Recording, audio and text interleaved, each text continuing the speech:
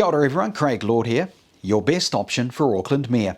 I just wanted to reiterate my stand on the niceties versus the necessities, as it's been a major part of my campaign to date.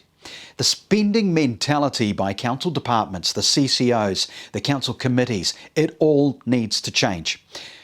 As a starter, we need to stop the niceties for a while and focus purely on the necessities. Bring council and all of its departments back into line, focusing on core services and returning to what it should be, a public service. There are too many vanity projects, too many big spends that are not properly analysed or checked.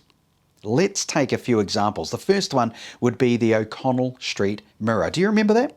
It was the big golden disc mounted above the newly paved CBD street, done to beautify our central city. Now, it was a piece of artwork that cost is clearly subjective. Personally, I think $80,000 was over the top, but that's another argument to be had later.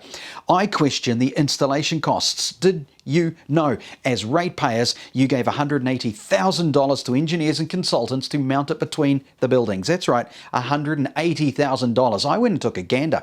Had a quick estimate in my head. I would say it's a $5,000 job at most. So where did $175,000 go? As the new mayor, the current consultants on the council books are unlikely to remain the current consultants on the council books.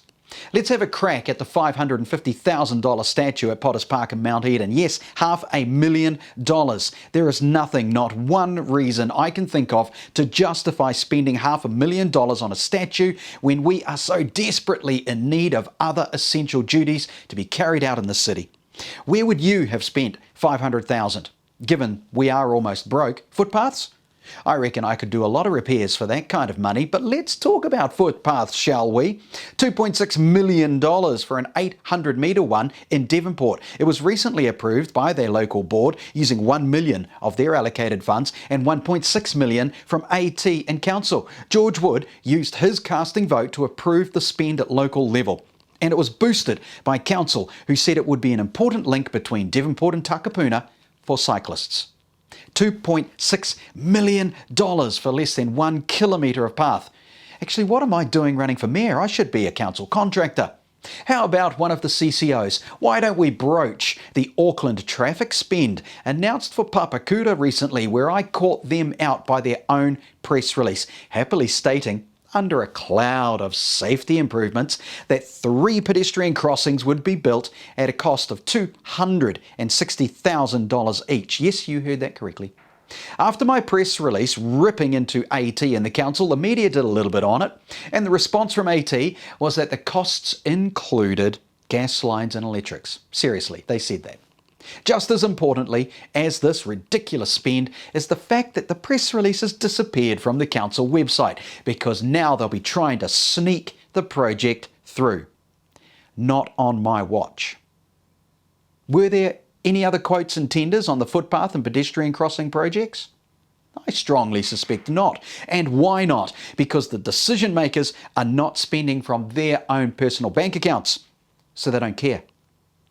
They pretend to, but they don't. It's your money being thrown around, and the spending is clearly going to the wrong places, both the projects themselves and the people being paid to do them.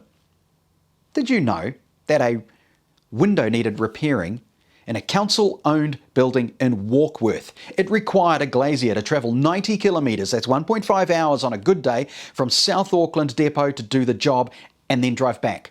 No local contractor, someone 90 kilometres away gets the gig. Who is making these decisions?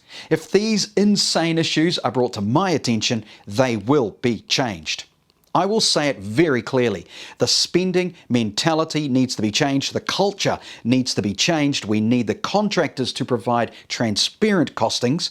We need more contractors in the system to keep them all honest. And we need to double check that these contractors are providing value for money and warranties on their work. As the new mayor, I will be ensuring that niceties are no longer put ahead of necessities. You deserve better than you are currently getting. Council needs to do better. Get me in there and let's sort it out together. Thanks for watching. I'm Craig Lord.